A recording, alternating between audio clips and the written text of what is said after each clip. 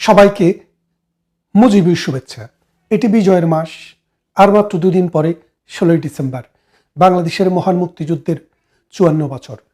এই 54 বছরে যারা এই বাংলাদেশটাকে গ্রাস করতে চেয়েছিল, যারা এই বাংলাদেশটাকে মিনি পাকিস্তান বানাতে চেয়েছিল, যেই বাংলাদেশটাকে যারা অসাম্প্রদায়িক চেতনা থেকে একটি সাম্প্রদায়িক মৌলবাদী রাষ্ট্র করার চেষ্টা করেছিল, রাষ্ট্রের টাকায় গত 54 বছরে মানুষের জাকাতের টাকায়, ফেতরার টাকায়, কুরবানির পশুর চামড়ার টাকায় যাদেরকে আপনারা লালন পালন করেছেন, তারা আজ পশু হয়ে, কোরবানির পশুর চামড়ার পয়সা খেয়ে যারা বড় হয়েছে, তারা আজকে পশু হয়ে আমাদের স্বাধীনতার পতাকাকে খামছে ধরেছে, আমাদের অসাম্প্রদায়িক চেতনাকে খামছে ধরেছে এবং আমাদের এই অসাম্প্রদায়িক চেতনার বাংলাদেশকে হাজার হাজার বছর থেকে চলে আসা আমাদের যে জারি গান, আমাদের সারি গান, আমাদের মুর্শিদি, মারপতি, রামপ্রসাদী, কীর্তন, নজরুল, রবীন্দ্রনাথ, আমাদের যে গানের ধারা, সেটাকে তারা বাউলদেরকে আক্রমণ করা শুরু করেছে, তারা মাজার ভাঙা শুরু করেছে।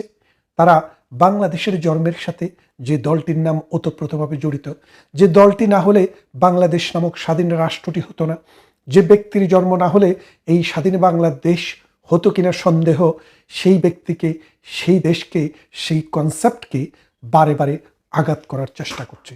আপনারা জানেন গতকাল হাদি, তার নামের আগে কিন্তু আরেকটি শব্দ যোগ হয়, সেটি ওসমান নয়, আরেকটি শব্দ যেটি বলে তিনি মিডিয়াতে প্রচার পেয়েছিলেন, সেই মানে যেটা সিরে ফেলতে চেয়েছিলেন আর কি।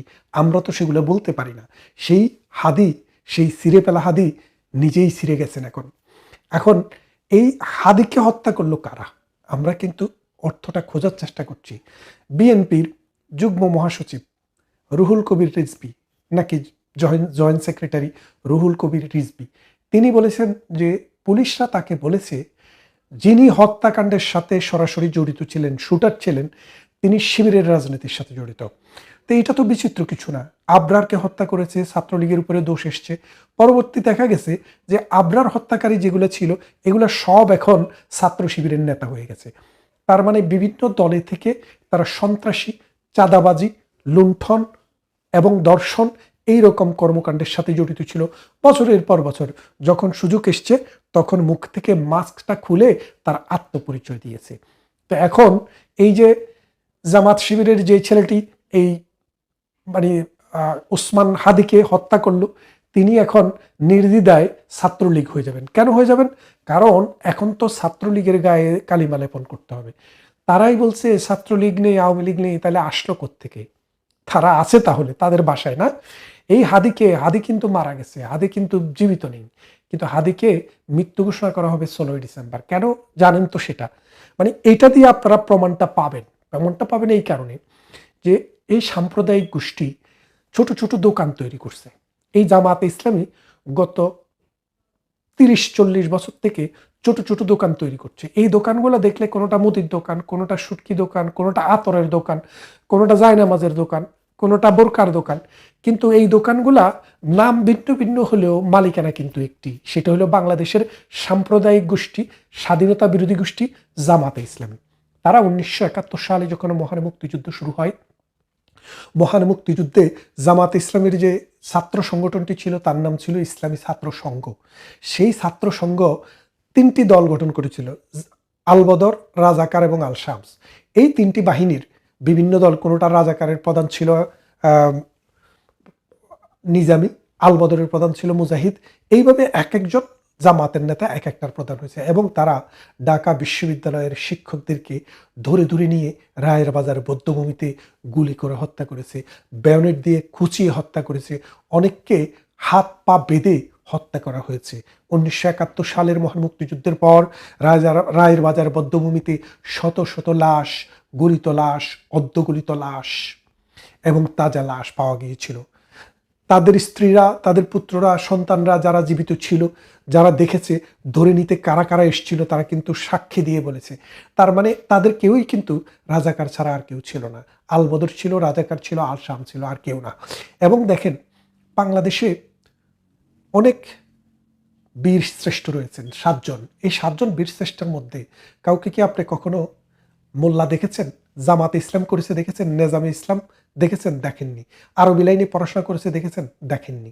অথবা যারা বীর উত্তম ছিল, তাদের মধ্যে যারা বীর উত্তম হয়েছে দেশের জন্য যুদ্ধ করে, তাদের মধ্যে একজনও কি জামাতে ইসলামী অথবা কোনো ইসলামী লাইনে পড়াশোনা করা মৌলবাদী শাসক গোষ্ঠী, মানে আজকের যে জামাতে ইসলামী, তাদের কেউ ছিল? ছিল না। তারপর বীর বিক্রম, তাদের মধ্যেও কেউ জামাতে ইসলামী ছিল না। তারপরে আসেন বীর পথিক, তাদের মধ্যেও কেউ ছিল না। কিন্তু এখন তারা দাবি করে তারাই শুধু মুক্তিযুদ্ধ চেয়েছে, তারাই বাংলাদেশ চেয়েছে, আওয়ামী লীগ চায়নি। এই যে মনে করেন মুনাফিকি হচ্ছে তাদের রক্তে।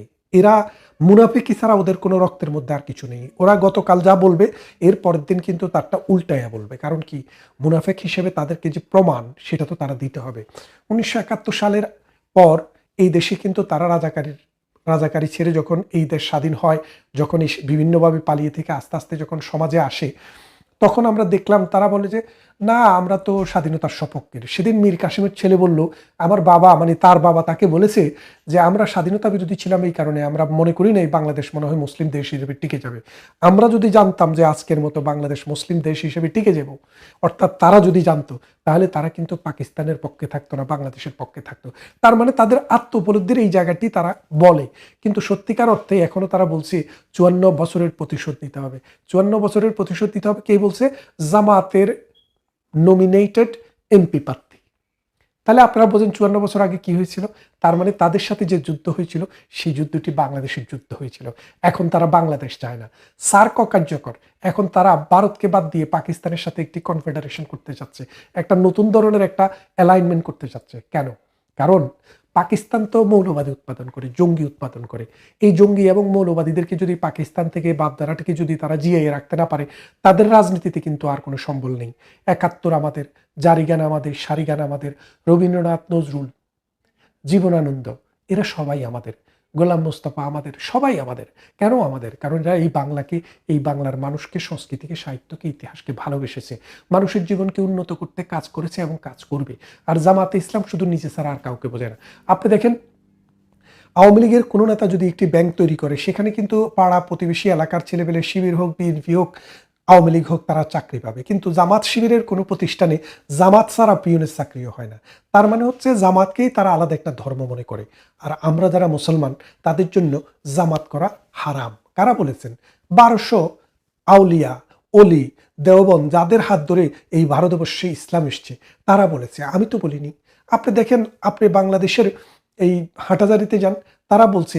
এবং হাত পাকা নিয়ে যিনি মাওলানা ওয়াজ করেন, এখন জামাতের লগে লিঙ্ক করার চেষ্টা করছেন, তিনি বলেছেন পৃথিবীতে এই দেশে যদি কোনো কমিউনিস্ট পার্টিও, ইসলাম বিরোধী কোনো শক্তিও যদি এদেশের ক্ষমতায় আসে, তারপরেও ইসলাম বেঁচে থাকবে, আশা থাকবে। কিন্তু জামাতে ইসলামী যদি ক্ষমতা আসে, তাইলে ইসলাম বেঁচে থাকার আর কোনো আশাই থাকে না। তাইলে দেখেন, এই দেশটাকে ধ্বংস করা, ইসলামকে ধ্বংস করা, মানুষের যে রীতি নীতি, হাজার বছরের সাংস্কৃতিক ধারাবাহিকতা, সেটাকে ধ্বংস করার জন্যই কিন্তু জামাত শিবির উঠে পড়ে লেগেছে।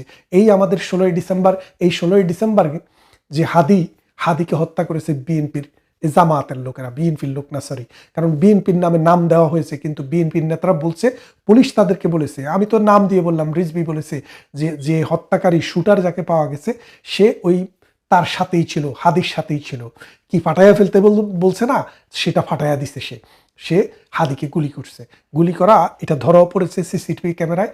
এবং আপনারা বোঝেন, আওয়ামী লীগ তো একটা জায়গা যেটাকে আপনারা পাইছেন যে দোষ হইলে ওখানে দিতে পারবেন, দিতেই থাকেন। কিন্তু বাংলাদেশের মানুষ এত বোকা না, বাংলাদেশের মানুষ বোঝে। আর আওয়ামী লীগ যদি মনে করেন যে এত শক্তিশালী, তাইলে ভয়ে আরও একটু নত হন। সময় আসছে, একে একে আপনাদের সবাইকে ধরা হবে, গুলি করে নয়, আইনের আশ্রয় নিয়ে আসা হবে। সেদিন হয়তো দূরে আছে, একটু দূরে, খুব বেশি দূরে না। এদেশের মানুষ মুক্তিযুদ্ধের সময়ও বহু কষ্ট করছে, বহু শ্রম দিয়েছে। বেশিরভাগ শ্রম দেওয়া, কষ্ট করা মানুষরা ছিল মুক্তিযুদ্ধের সপক্ষের, স্বাধীনতার সপক্ষের আওয়ামী লীগের মানুষ। কারণ আওয়ামী লীগের নেতৃত্বেই এই মুক্তিযুদ্ধটি হয়েছে। মাঠে মুক্তিযুদ্ধ যখন হয়, আর্মিরা মুক্তিযোদ্ধাদের ট্রেনিং দিয়েছে এবং যুদ্ধ করেছে, কিন্তু এটার পরিচালনার ভার, রাষ্ট্র পরিচালনার ভারের মতো আওয়ামী লীগের হাতেই ছিল। সুতরাং এই আওয়ামী লীগের নেতৃত্বে যে মুক্তিযুদ্ধ হয়েছে, সেই মুক্তিযুদ্ধের আজকে 54 বছর। এই 54 বছরের বিজয় দিবস আমরা এবার করতে পারছি না। আপনারা বিজয় দিবসের ডিসেম্বরের 1 তারিখ থেকে আপনারা দেখতেন রেডিওতে বিজয়ের গান, এখন আর বিজয়ের গান নেই। এখন কাদের গান? পাকিস্তানিদের গান, হাদিদের গান। কি গান এগুলা?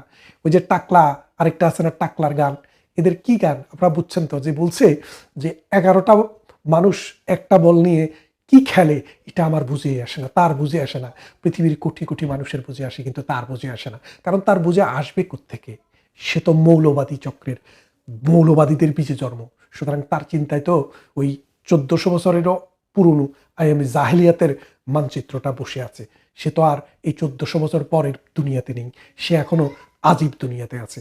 আসুন, এই মুক্তিযুদ্ধের এই বিজয়ের মাস আমাদের ডিসেম্বর, এই ডিসেম্বরে প্রত্যেকটা ছাত্রলীগ, যুবলীগ, আওয়ামী লীগ, প্রগতিশীল মুক্তিযুদ্ধের পক্ষের মানুষের প্রতি অনুরোধ থাকবে, আপনারা আপনাদের ফেসবুকে, আপনাদের ওয়ালে, আপনাদের জীবনে, ব্যক্তিগতভাবে সন্তানদের সাথে মুক্তিযুদ্ধের ইতিহাস শেয়ার করুন, মুক্তিযুদ্ধের একটি গান শুনুন, মুক্তিযুদ্ধের একটি সিনেমা দেখুন এবং এই মুক্তিযুদ্ধকে আমাদের চিন্তায় এবং চেতনায় লালন করুন।